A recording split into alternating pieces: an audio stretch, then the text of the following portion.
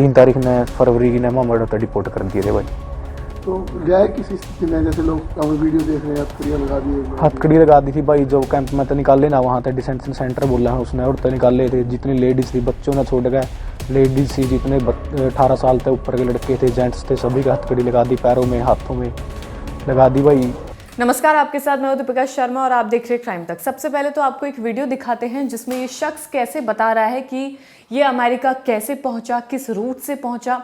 इस शख्स ने बताया कि किस तरीके से ज़मीन बेचकर, लोन लेकर, उधार लेकर, दोस्तों से पैसे लेकर ये अमेरिका पहुंचा रोज़गार के लिए। इसने बताया कि भारत में इसे रोज़गार नहीं मिला और फिर ये जाकर अमेरिका पहुंचता है। 40 से 45 लाख खर्च करके इस शख्स अमेरिका गया है और शख्स ने बताया कि जब इसे डिपोर्ट किया गया, यानी कि वापस जब भारत भेजा गया है, तो सिर्फ बच्चों को छोड़कर वहां पर मौजूद महिलाएं और जितने भी पुरुष हैं उनको हथकड़ियां पहनाई गई, पैरों में बेड़ियां पहनाई गई और उसके बाद भारत डिपोर्ट किया गया। जब प्लेन लैंड करने जा रहा था उससे चंद मिनट पहले इनकी हथकड़ियां हटाई गई हैं और अधिकारियों से मिलने से पहले, यानी कि उन्हें सौंपने से पहले ये हथकड़ियां हटाई गई हैं। बताया कि इनके साथ बहुत ज़्यादा गलत व्यवहार करा गया, इन्हें वॉशरूम तक यूज़ नहीं करने दिया, अगर यूज़ करने दिया उसके दौरान भी इनके हथकड़ियाँ लगी हुई थी, पैर में बेड़ियाँ लगी हुई थी। तो सबसे पहले सुनिए ये शख्स क्या कुछ बता रहा है, आंखों देखी जो इसके साथ हुआ, जो वहाँ पर मौजूद तमाम लोगों के साथ हुआ है। अमेरिका भाई डोंकी रूट से गया था, पैसे कमाने के लिए गया था। यहाँ तो अपना कोई रोजगार नहीं है, सरकार अपने को उस नौकरी नहीं देती, तो इस चक्कर में गए थे अमेरिका। कितना पैसा लग गया भाई? मेरे 40-45 लाख रुपये लग गए। कैसे अरेंज कैसे? अरेंज भाई बस कोई रिश्तेदार पे, कोई यार दोस्तों बैठाए थे ब्याज पे। देखो भी कह रहा है कहीं के देने हैं। जाने में कितना टाइम लगा, क्या प्रोसेस था आपका वहाँ जाने का? भाई जाने में मैंने 7 महीने लग गए। मेरे तय बोलिया था एजेंट ने भाई 45 दिन में पंचायत दी मदद थी। 7 महीने लग गए। मैंने बीच में जाके भी कहा भाई मैंने वापसी बुला ले, नहीं सुनी। बोले कोई नहीं, कोई टेंशन नहीं, पहुंच जाएगा, बग जाएगा, कोई दिक्कत नहीं तेने। तो भाई वही बात है, पेमेंट का चक्कर हुआ। पेमेंट का चक्कर में बिठा ले बंदा ने, फिर भी ठीक लग गया है।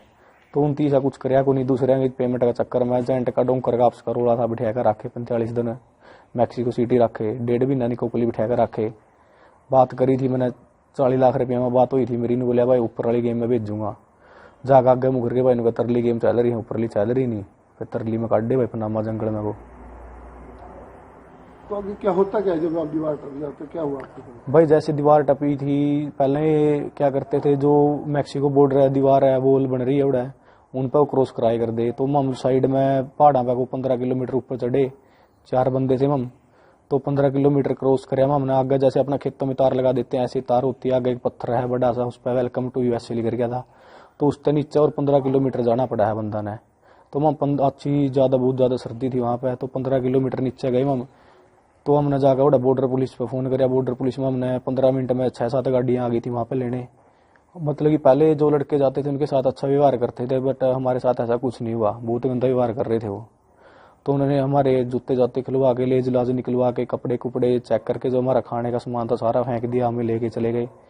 वहाँ जाके फिंगर फांगर होके अपना पासपोर्ट स्कैन कर, हमारा ग्रंटर का एड्रेस मांगया। उसके बाद घंटा एक मामा कैंप में लेज का गेट दिए, घंटा पाछा हमारे साइन करा दिए।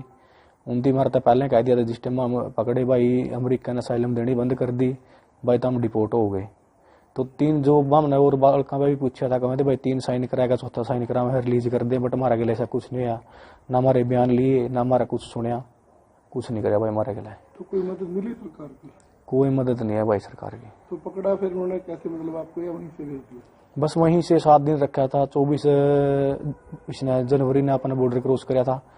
मतलब कि 2 बजे सी रात ने 25 जनवरी ने हमने उड़ ले गए। तो अपना 3 तारीख ने फरवरी की ने मामला तो डिपोर्ट कर दिए थे भाई। तो गया किसी स्थिति में, जैसे लोग वीडियो देख रहे हैं, हथकड़ियाँ लगा दी, हथकड़ी लगा दी थी भाई। जो कैंप में तो निकाले ना, वहाँ पे डिटेंशन सेंटर बोला है उसने, और तो निकाले थे। जितनी लेडीज थी, बच्चों ने छोड़ गए, लेडीज थी जितने 18 साल तक ऊपर के लड़के थे, जेंट्स थे, सभी का हथकड़ी लगा दी, पैरों में हाथों में लगा दी भाई। वही बंदा ने वॉशरूम भी करना हुआ, फ्रेश भी होना हुआ, ऐसी कोई सुविधा नहीं दी गई। खाना खाने के लिए नहीं हथकड़ी खोली, कभी नहीं खोली। हम वहाँ तक चले थे और यहाँ अमृतसर आने तक हमने 51 घंटे लग गए थे भाई। तो यहाँ आकर जब एयरपोर्ट पे जहाज लैंड होने वाला था, उससे 30 मिनट पहला लेडीज की हथकड़ी खोली थी उनकी। और जब यहाँ अपने वो जो ऑफिसर हैं वहाँ इसमें जाजमा हमने देखने आए तो उसके बाद उन्होंने हमारी हथकड़ी खोल ली। तो उसके बाद पहले कोई कुछ नहीं हथकड़ी खोल ली हमारी। यहाँ कौन छोड़ने आया आपको? यहाँ पे भाई पुलिस वाले छोड़ने आए थे घर पे। तो और भी आगे जा रहे हैं ऐसे और भी हाँ एक जहाज और आना भाई 17 तारीख में 101 बंदे आने हैं, उसमें भी 104 आए थे। तो जो ये विदेश जाने का सपना है मतलब ये किस तरीके से देखा गया, क्या सोच थी सारी? थोड़ा बस सोच तो कुछ नहीं थी भाई, यार दोस्त जा रहे थे भाई, बोले बढ़िया है कमाई है जाए भाई, अपना घर का सुधार हो जाएगा, 2 रुपये कमाओगा इस करके भाई देख रेख में जाना पड़ेगा। तो अब क्या मन दिमाग में चल रहा है? भाई अभी तो कुछ नहीं चल रहा भाई दिमाग में, देखोगी सरकार कुछ मदद करेगी तो सरकार से दरखास्त करांगे आप और क्या करेंगे। जो बच्चे अभी सोच रहे हैं जाने के उनके लिए क्या होगा? भाई मैं तो हूँ इस टाइम जुगर 4 साल है ट्रंप का राज, ये तो जाने का कोई फायदा नहीं, कोई फायदा नहीं है जाने का। मैं तो सबने हूँ ये वही बात है, इन्होंने सोचा है भाई अपनी अपनी किस्मत की बात है। ये किस्मत तो उड़ा चलेगी नहीं बंदा ने कि मैं उड़ा की सुनवाई होगी, सुनवाई नहीं होती जब मैं बिठा हुआ है उल्टे टोर दे हैं जी। तो भाई जुगर उड़ा है जो अमेरिका के अधिकार हैं अपना जोड़ है कि सहूलियत मिलनी चाहिए, कोई हमें अधिकार नहीं मिला। जो यूएनओ ने रूल बना रखे हैं भाई शरणार्थियों को इनकी शरण देनी है, आप इनकी डिपोर्ट नहीं कर सकते, आप इनका इंटरव्यू लेंगे इसके हमने कोई सुविधा नहीं मिली, ना हमारा इंटरव्यू है ना हमारी कोई अपील कुछ नहीं सुनाई दी हमारी। तो अमेरिका से डिपोर्ट करके भारतीयों को लेकर विमान C-17 अमृतसर पहुंचा। रिपोर्ट के मुताबिक जो लोग वापस आए हैं उन्हें 40 घंटों तक हथकड़ियां उन्हें लगाई हुई थी, उनके पैरों को जंजीरों से बांधा हुआ था और उन्हें हिलने तक नहीं दिया गया था, यानी कि पैरों में भी बेड़ियां थी। उन्होंने बताया कि बार बार रिक्वेस्ट करने के बाद उन्हें वॉशरूम जाने की इजाज़त दी गई थी, लेकिन उस दौरान भी उनको जो बेड़ियां थी वो लगी हुई थी। उन्होंने खुद को घिसट कर वॉशरूम तक उन्हें पहुंचना पड़ा। क्रू के जो मेंबर्स थे उन्होंने दरवाज़ा खोला और उन्हें वॉशरूम में धकेल दिया, यानी कि व्यवहार उनके साथ जो तमाम लोग आए हैं उनके साथ बहुत गलत किया गया है। एक 40 साल के शख्स ने बताया कि उन्हें हथकड़ी लगे हुए ही खाने के लिए मजबूर किया गया, यानी कि जब हाथ में हथकड़ियाँ लगी हुई हैं उनको लगे हुए ही उसने खाना खाया, जैसे तैसे खाया होगा। उन लोगों ने खाने के लिए कुछ मिनटों के लिए हथकड़ी हटाने का अनुरोध किया, लेकिन किसी ने भी नहीं सुना, यानी कि क्रू मेंबर्स को भी जो आदेश दिए गए थे उन्होंने नहीं सुना। अमेरिका से भारत की यात्रा को लोगों ने काफ़ी ज़्यादा दर्दनाक बताया है। इनमें 104 भारतीय लोग सवार थे।